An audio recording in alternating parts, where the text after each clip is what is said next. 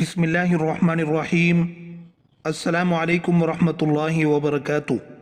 दीन इस्लाम इंसानी ज़िंदगी के तमाम तकाज़े बहुस्न खूबी पूरा करता है, बल्कि ज़िंदगी के तमाम उमूर के लिए पाकीज़ा उसूल और फितरी निज़ाम पेश करता है। दोस्तों, आज हम जिस दौर से गुज़र रहे हैं, इसमें बुराई फैशन और बेहयाई आम सी बात हो गई है। पैदाइश के बाद जब कोई जवानी की दहलीज पर कदम रखता है तो उसे फितरी सुकून हासिल करने के लिए शरीक हयात की ज़रूरत पेश आती है। इस्लाम ने शरीक हयात बनाने के लिए निकाह का पाकीज़ा निज़ाम पेश किया है। जिस तरह इस्लाम ने निकाह का पाकीज़ा निज़ाम दिया है, इसी तरह जिमा के साथ सुथरे उसूल भी दिए हैं। उन उसूलों को जानना हर मुसलमान मर्द व औरत पर ज़रूरी है। दर्ज झैल में जिमा के बेहतरीन उसूल बयान किए जाते हैं। यहूदियों का ख्याल था कि बीवी की अगली शर्मगाह में पीछे से जिमा करने से लड़का महंगा पैदा होगा। अल्लाह ने इस ख्याल की तरदीद करते हुए फरमाया, निसाउकुम हर्सुल्लकुम फ़अतू हर्सकुम अन्ना शिअतुम। तर्जमा, तुम्हारी बीवियां तुम्हारी खेतियां हैं, लिहाजा तुम अपनी खेतियों में जिधर से चाहो आओ। इस आयत का मतलब यह है कि बीवी की अगली शर्मगाह में जिस तरह से चाहें जिमा कर सकते हैं। शौहर के लिए बीवी की अगली शर्मगाह ही हलाल है और पिछली शर्मगाह में वती करना हराम है। चुनाचे इस बात को अल्लाह ने सूरह बकरा की आयत नंबर 222 में फरमाते हैं। तर्जमा, ए महबूब सल्लल्लाहु अलैहि वसल्लम, आपसे हैज़ के बारे में सवाल करते हैं, कह दीजिए कि वो गंदगी है। हालत हैज़ में औरतों से अलग रहो और जब तक वो पाक न हो जाएं उनके करीब न जाओ। हाँ, जब वो पाक हो जाएं तो उनके पास जाओ जहां से अल्लाह ने तुम्हें इजाजत दी है। यहाँ पर अल्लाह हुक्म दे रहा है कि हैज की हालत में बीवी से जिमा न करो, और जब हैज से पाक होकर गुस्ल कर ले तो उसके साथ उस जगह से जिमा करो जिस जगह जिमा करने की इजाजत दी है। हैज अगली शर्मगाह से आता है। हैज का खून आने तक जिमा ममनू है, और जब हैज बंद हो जाए तो उसी जगह जिमा करना है जहां से खून आ रहा था। निसाउकुम हर्सुल्लकुम की तफसीर सही अहादीस से भी मुलाहिजा फरमा लें ताकि बात मजीद वाज़े हो जाए। रावी हदीस हज़रत इब्न अब्बास रज़ी अल्लाहु अन्हुमा बयान करते हैं, जब ये आयत नाजिल हुई, निसाउकुम हर्सुल्लकुम फ़अतू हर्सकुम अन्ना शिअतुम। तर्जमा, तुम्हारी बीवियां तुम्हारी खेती हैं, लिहाजा तुम जिस तरीके से चाहो उनसे जिमा करो, यानी खा आगे से, खा पीछे से, खा लिटाकर, यानी औलाद वाली जगह से। आज के पुरफितन दौर में मियाँ बीवी को इस्लाम की ये बात जाननी चाहिए और इसे ही आमली ज़िंदगी में नाफिज करना चाहिए। जो लोग फोश वीडियोस देखकर गलत तरीके से मनी खारिज करते हैं, उनकी ज़िंदगी से हया निकल जाती है। लम्हा बलम्हा बेहयाई की राह चलने लगते हैं। याद रखें, बीवी से इस्लामी तरीके से जिमा करना भी बाइस सवाब है। नबी सल्लल्लाहु अलैहि वसल्लम का फरमान है। तर्जमा, और बीवी से जिमा करते हुए तुम्हारे उज़्व में सदका है। सहाबाए किराम रिज़वानुल्लाहि अलैहिम अजमाइन ने पूछा, ऐ अल्लाह के रसूल सल्लल्लाहु अलैहि वसल्लम, हम में से कोई अपनी ख्वाहिश पूरी करता है तो क्या इसमें भी अजर मिलता है? आप सल्लल्लाहु अलैहि वसल्लम ने फरमाया, बताओ, अगर वो ये ख्वाहिश हराम जगह पूरी करता तो क्या उसे गुनाह होता? इसी तरह जब वो उसे हलाल जगह पूरी करता है तो उसके लिए अजर है। अब नीचे जिमा के चंद आदाब व मसाइल जिक्र किए जाते हैं। नंबर 1, बीवी से जिमा इफ़्फ़त व इस्मत की हिफाजत, अफ़ज़ाइश नस्ल और हराम काम से बचने की नीयत से हो। ऐसी सूरत में अल्लाह न सिर्फ जिमा पे अजर देगा बल्कि नेक औलाद से भी नवाजेगा और दुनियावी व उखरवी बरकतों से नवाजेगा। नंबर 2, जिमा शहवत रानी नहीं है बल्कि ज़ौजैन के लिए सुकून क़ल्ब और राहत जाँ है।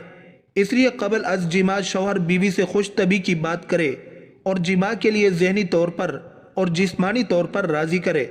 नंबर 3, जिमा से क़ब्ल ये दुआ पढ़ना मसनून है, बिस्मिल्लाहि अल्लाहुम्मा जन्निबना शैताना व जन्निबिश शैताना मा रज़क़तना। तर्जमा, ऐ अल्लाह, हमें शैतान से अलहदा रख और तू जो औलाद हमें इनायत फरमाए उसे भी शैतान से दूर रख। फिर अगर उन्हें बच्चा दिया गया तो शैतान उसे कोई नुकसान नहीं पहुंचा सकेगा। नंबर 4, जिमा की जगह आवाज सुनने वाला और देखने वाला कोई ना हो, यानी ढकी छुपी जगह हो اور جماع کی حد تک شرمگاہ کھولنا کافی ہے، تاہم ایک دوسرے کو دیکھنا اور مکمل برہنہ ہونا آپس میں جائز ہے۔ جس حدیث میں مذکور ہے کہ جماع کے وقت بیوی کی شرمگاہ دیکھنے سے اندھے پن کی بیماری لاحق ہوتی ہے، اسے شیخ البانی نے موضوع حدیث قرار دیا ہے، اور اسی طرح وہ ساری احادیث بھی ضعیف ہیں جن میں مذکور ہے کہ سیدہ عائشہ رضی اللہ عنہا اور رسول اللہ صلی اللہ علیہ وسلم نے کبھی ایک دوسرے کی شرمگاہ نہیں دیکھی۔ نمبر 5، بحالت احرام اور بحالت روزہ جماع ممنوع ہے، باقی دن اور رات کے کسی حصے میں جماع کر سکتے ہیں۔ حالت حیض اور حالت نفاس میں صرف جماع کرنا منع ہے، مگر جماع کے علاوہ بیوی سے لذت اندوز ہونا جائز ہے۔ اگر کسی نے حیض کی حالت میں جماع کر لیا تو 1 دینار یا نصف دینار صدقہ کرنا ہوگا، ساتھ ہی اللہ سے سچی توبہ کرے تاکہ آئندہ اللہ کا حکم توڑ کر معصیت کا ارتکاب نہ کرے۔ یہی حکم نفاس کی حالت میں جماع کا ہے، البتہ صحیح قول کی روشنی میں مستحاضہ سے جماع کرنا جائز ہے۔ نمبر 6، دوران حمل بیوی سے جماع کرنا جائز ہے، تاہم شوہر کو اس کنڈیشن میں ہمیشہ بیوی کی نفسیات، صحت اور آرام کا خیال رکھنا چاہیے۔ حمل کی مشقت بہت سخت ہے، قرآن نے اسے دکھ پر دکھ کہا ہے، اس لیے بسا اوقات ڈاکٹر اس دوران جماع کرنے سے شوہر کو منع کرتے ہیں، لہذا اس سلسلے میں طبی مشورے پر عمل کیا جائے۔ خصوصاً حمل کے آخری ایام کافی دشوار گزار ہوتے ہیں، ان دنوں جماع کرنا پرخطر ثابت ہو سکتا ہے۔ نمبر 7، مطلقہ رجعیہ کی عدت میں جماع کرنا رجعت ہے کہ نہیں، اس پہ اہل علم میں مختلف اقوال ہیں۔ ان میں قول مختار یہ ہے کہ اگر شوہر نے رجوع کی نیت سے جماع کیا ہے تو رجوع ثابت ہوگا، اور اگر بغیر رجوع کی نیت سے جماع کر لیا تو اس سے رجوع نہیں ہوگا، مثلا شہوت ابھر جانے سے عدت میں جماع کر لینا۔ نمبر 8، لوگ جماع کے دوران شہوت کی باتیں کرنے سے متعلق سوال کرتے ہیں، تو اس میں کوئی حرج نہیں ہے، نہ ہی عیب کی بات ہے۔ ہاں، فحش اور بیہودہ باتیں جس طرح عام حالات میں ممنوع ہیں، اسی طرح دوران جماع بھی ممنوع ہوں گی۔ نمبر 9، جماع سے قبل شہوت بھڑکانے کے لیے جنسی قوت والی ادویات کا استعمال جسم کے لیے نقصان دہ ہے، لہٰذا اس چیز سے اجتناب کریں۔ ہاں، کسی آدمی میں جنسی کمزوری ہو تو ماہر طبیب سے اس کا علاج کرائیں، اس میں کوئی مضائقہ نہیں ہے۔ نمبر 10، بیوی کی اگلی شرمگاہ میں جماع کرنا حیض و نفاس سے پاکی کی حالت میں جائز ہے، اور جماع کرنے کے لیے بیوی سے بوس و کنار ہونا، خوش طبی کرنا، جماع کے لیے تیار کرنے کے واسطے اعضائے بدن بشمول شرمگاہ چھونا یا دیکھنا جائز و حلال ہے۔ پھر اگلی شرمگاہ میں جماع کے لیے جو کیفیت و حیت اختیار کی جائے، تمام کیفیات جائز ہیں۔ یاد رہے، جماع کی خواہش بیدار ہونے اور اس کا مطالبہ کرنے پر نہ شوہر بیوی سے انکار کرے اور نہ ہی بیوی شوہر سے انکار کرے۔ نمبر 11، شوہر کے لیے بیوی کی شرمگاہ چھونے اور دیکھنے میں کوئی حرج نہیں ہے، لیکن اسے چومنا بے حیائی ہے۔ اسی طرح بیوی کے لیے مرد کی شرمگاہ چھونے اور دیکھنے میں کوئی حرج نہیں ہے، مگر اسے چومنا اور منہ میں داخل کرنا بے حیائی ہے۔ ان دو باتوں کا ایک جملے میں خلاصہ یہ ہے کہ عورت کی شرمگاہ چومنا اور منہ میں سیکس کرنا سراپا بے حیائی ہے اور اسلام کی پاکیزہ تعلیمات کے خلاف ہے۔ نمبر 12، میاں بیوی کا ایک دوسرے سے غیر فطری طریقے سے منی خارج کروانا بھی متعدد جسمانی نقصانات کے ساتھ بے حیا لوگوں کا راستہ اختیار کرنا ہے۔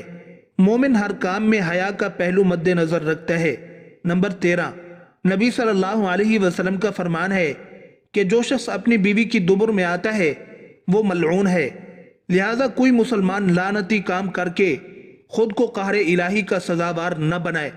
کسی سے ایسا گھناؤنا کام سرزد ہو گیا ہو تو وہ فوراً رب کی طرف التفات کرے اور اللہ سے توبہ کر کے گناہ معاف کرا لے۔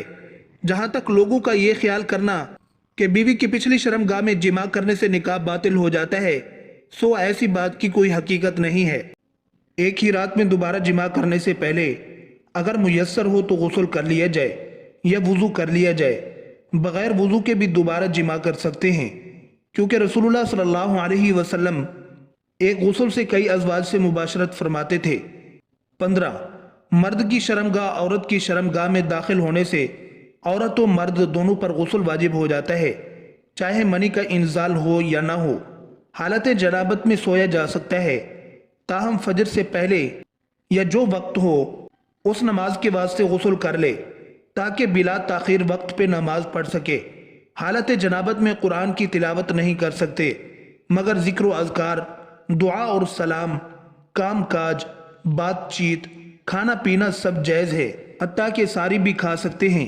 16 جب جماع کی حالت میں اذان ہونے لگے یا اقامت کی آواز سنائی دے تو اس عمل کو جاری رکھنے میں کوئی حرج نہیں، تاہم اس سے جلد فراغت حاصل کر کے اور غسل کر کے نماز ادا کریں۔ یاد رہے، اذان سننے کے بعد بھی قصداً بستر پر لیٹے رہنا حتیٰ کہ اقامت ہونے لگے تب جماع کرنا ہماری کوتاہی اور نماز سے غفلت ہے۔ جہاں تک اذان کے جواب کا مسئلہ ہے تو یہ سب پر واجب نہیں بلکہ فرض کفایہ اور بڑے اجر و ثواب کا حامل ہے، اس لیے میاں بیوی سے بات چیت یا بوس و کنار کے دوران جواب دینا چاہیں تو دینے میں کوئی حرج نہیں ہے، لیکن جماع کے وقت اذان کا جواب دینے سے علماء نے منع کیا ہے۔ جب اس عمل سے فارغ ہو جائیں تو بقیہ کلمات کا جواب دے سکتے ہیں۔ 17 اولاد کے درمیان ضرورت کے تحت وقفہ کرنے کی نیت سے جماع کرتے ہوئے منی شرمگاہ کے باہر خارج کرنا جائز ہے۔ شوقیہ ایسا کرنے سے باہر صورت بچنا چاہیے کیونکہ نکاح کا اہم مقصد افزائش نسل ہے۔ 18 میاں بیوی کی خلوت اور جماع کی باتیں لوگوں میں بیان کرنا بے حیائی کی علامت ہے۔ رسول اللہ صلی اللہ علیہ وسلم نے اس عمل سے امت کو منع فرمایا ہے۔ اس بات سے ان بے حیاؤں کو نصیحت لینا چاہیے جو جماع کی تصاویر یا ویڈیو بناتے ہیں پھر اسے لوگوں میں پھیلاتے ہیں۔ نعوذ باللہ، کتنے ملعون ہیں فوش ویڈیوز بنانے، پھیلانے اور دیکھنے والے۔ نبی صلی اللہ علیہ وسلم کا فرمان ہے، کل امتی معافن الا المجاہرین۔ ترجمہ، میری تمام امت کو معاف کر دیا جائے گا مگر جو اعلانیہ گناہ کرتے ہیں۔ اعلانیہ گناہ کرنے کا مطلب یہ ہے کہ ایک شخص رات کے وقت گناہ کرتا ہے باوجود کہ اللہ تعالیٰ نے اس کے گناہ پر پردہ ڈالا ہوتا ہے، لیکن صبح ہوتے ہی وہ کہنے لگتا ہے، اے فلاں، میں نے رات فلاں فلاں برا کام کیا تھا، رات گزر گئی تھی اور اس کے رب نے اس کا گناہ چھپا رکھا تھا۔ جب صبح ہوئی تو وہ خود پر دیے گئے اللہ کے پردے کھولنے لگا۔ اللہ تعالی ہمارے اندر اسلامی غیرت و حمیت پیدا کر دے، حیا کی دولت سے مالا مال کر دے، بے حیائی سے کوسوں میل دور کر دے اور مرتے دم تک اسلام کی پاکیزہ تعلیمات پہ اخلاص کے ساتھ عمل کرتے رہنے کی توفیق بخشے۔ آمین۔